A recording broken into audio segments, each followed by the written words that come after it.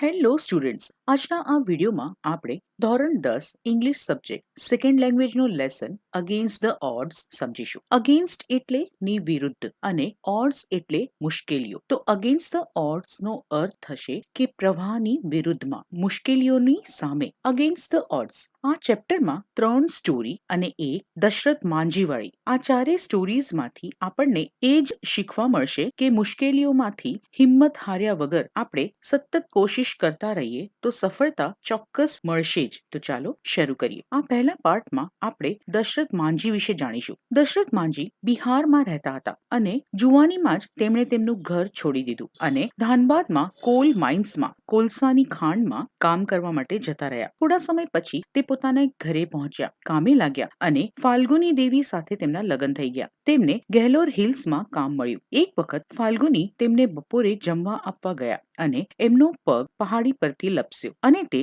ગંભીર રીતે ઇન્જર્ડ થયા. પણ તે લોકો ફાલ્ગુનીને નજીકની હોસ્પિટલમાં ટાઈમ પર પહોંચાડી ન શક્યા કેમ કે ગેહલોર હિલ્સ ફરીને જવા સિવાય એમની પાસે બીજો કોઈ વિકલ્પ જ નહોતો અને ફાઇનલી ફાલ્ગુની દેવી ડાઇડ. પત્નીના મૃત્યુથી દશરથ માંજી ખૂબ જ ડિસ્ટર્બ થઈ ગયા અને એ જ રાત્રે એમણે નક્કી કરી નાખ્યું કે હું આ ગેહલોરની પહાડીને તોડીને એમાંથી એક સીધો રસ્તો બનાવીશ જેથી મારા ગામના બીજા કોઈને મારા જેવો દુઃખનો પહાડ તૂટી ના પડે અને જરૂરતમંદ ઝડપથી હોસ્પિટલ પહોંચી શકે.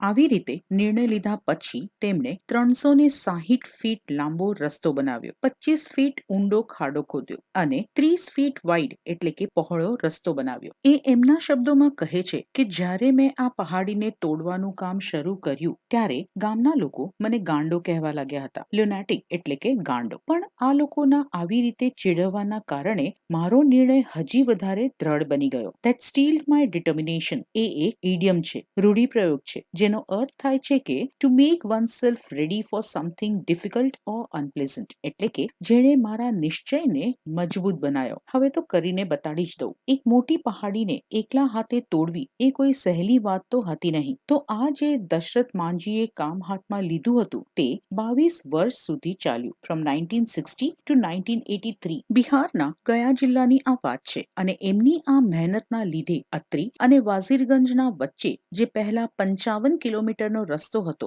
તે ઓછો થઈને માત્ર 15 કિલોમીટરનો થઈ ગયો. તે કહે છે કે ઘણા બધાએ મારા આ કામના લીધે પહેલા મને ટોન્ટ માર્યા, પણ આમાં ઘણા ખરા એવા પણ હતા જે મને સપોર્ટ કરતા, મને ખાવાનું આપીને, પહાડીને ખોદવા માટે મને સામાન લાવી આપીને વગેરે. દશરથ માંજીએ જે ગેહલોર હિલ્સને કાપીને જે રસ્તો બનાવ્યો એના માટે તેમને લોકો માઉન્ટેન મેન તરીકે ઓળખવા લાગ્યા. પછી 2006માં દશરથ માંજીને પદ્મશ્રી માટે નોમિનેટ કરવામાં આવ્યા અને જ્યારે તે તેમની મરણ પથારીએ હતા ત્યારે તેમના ઉપર એક ફિલ્મ બનાવવાની વાત ચાલી અને તેમણે પોતાની થંબ ઇમ્પ્રેશન આપી આ ફિલ્મ બનાવવાની પરવાનગી પણ આપી. પિક્ચરનું નામ છે માંજી ધ માઉન્ટેન મેન અને નવાઝુદ્દીન સિદ્દીકી આ ફિલ્મના હીરો છે.